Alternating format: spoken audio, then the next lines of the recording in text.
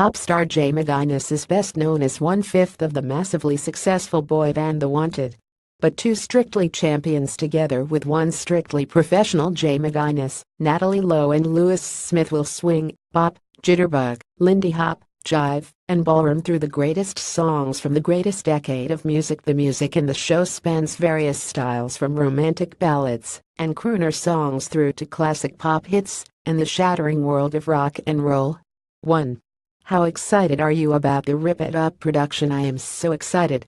Rip It Up is an amazing show to be part of. All those great songs from the 1950s, incredible dancers, amazing routines. What's not to like too? What have you done first to prepare for the role? Getting my messy hair into a quiff, which isn't as easy as it sounds. 3. Are you bringing any of the Strictly style lycra and tanning to the show as much as I'd like to? This show with Lewis and Natalie will be rock and roll, jiving, and swinging. There will be plenty of similar stuff to Strictly, but the difference is that there will be a little bit more to it than just dancing, but I don't think it will involve tanning and lycra. 4. Will you be singing as well as dancing? Yes, I'll be singing. Lewis will be singing too. It's cool to be doing more than just dancing, especially as The Wanted are on our most indefinite hiatus. 5. Could you and Lewis be a new band at the end of it? Who knows, we could be like the 50s version of the Black Eyed Peas. 6. When you were a little kid, did you imagine you'd be doing this for a career in your 20s? Did you look far ahead? Honestly, no, I didn't. I just followed my feet. If I look back, it looks like everything was planned. I went into this band that took off, and then went on Strictly, which has since led me to different theater strands. It looks like it has all been planned, but, honestly, it hasn't. At some point in my life I need to come up with a plan, but I've not done it yet, and so far so good. 7.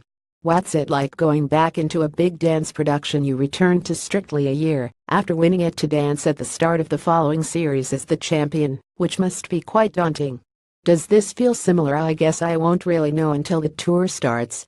It's really weird, though, because over the course of Strictly you get conditioned to learning a new dance every week, so by the time it comes back around the next year you feel like you're being thrown in at the deep end again.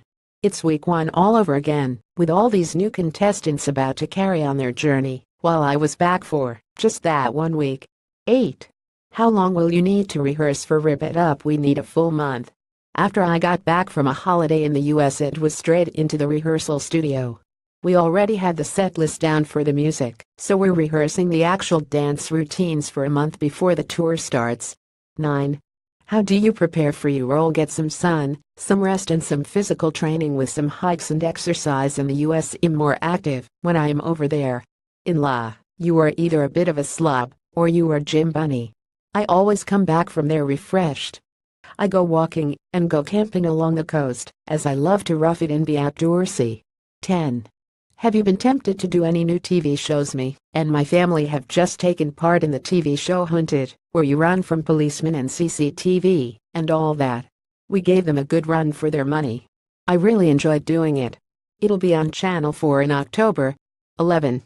Is Natalie Lowe bossy to work with? She holds no prisoners. She talks about naughty toes, which really threw me back to when I was doing the training for Strictly, but she is a laugh and she's got no airs or graces. 12. Is Lewis more of a prima donna? I couldn't possibly say. 13. Who will take the longest to prepare to go on stage each evening of the Rip It Up tour? Probably Natalie. We recently did a photo shoot and Lewis and I were ready in 5 minutes. We then waited about an hour while Natalie tried on every dress. 14. Do you have an ideal weight where you feel at your fittest and strongest for the new part? Not really.